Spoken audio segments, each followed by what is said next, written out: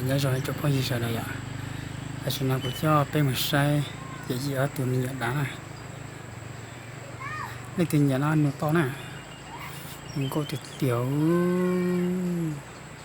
ít từ này từ nhớ là to này. Ít từ nhẹ to mà nồng này. Mình có hay nào. Ít từ này từ nhớ nó này.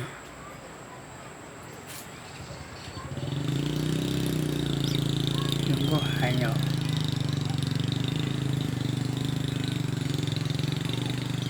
Mình có thiên diệt luôn cánh cứng cổ lên nè. Đây thì nhẹ nó ăn nồng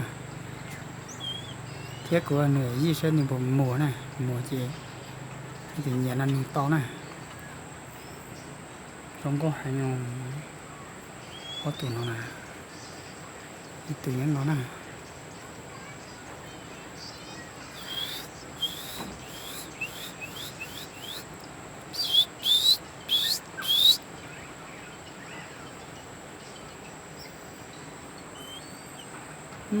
จะพอใช่ไหม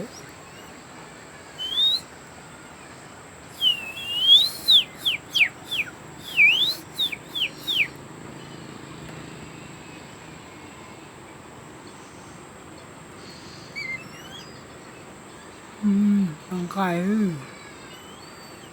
ยี่สิบว่าตุนดานั่นคือเกิดเลยนะmà chưa nà cho no thế này cái nà thế cho nồng nhọ cay là nhiều lúc còn có nhiều pu để thế này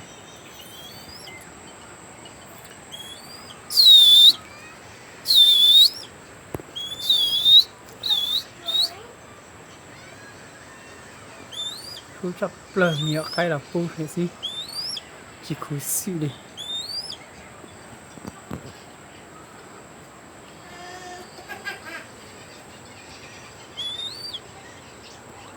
không có cho tiệt tia thay rồi nó cho hay tiệt tia mà không có chọc lấy không có chỉ trong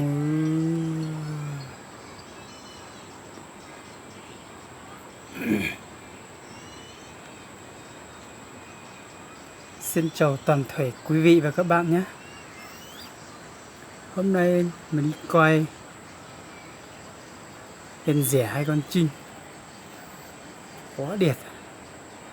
Ai có nhu cầu thì mua thì alo nhé. Đẹp thế quả này hay quả này.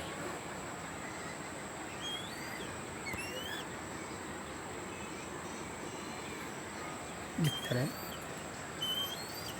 Cua đấy.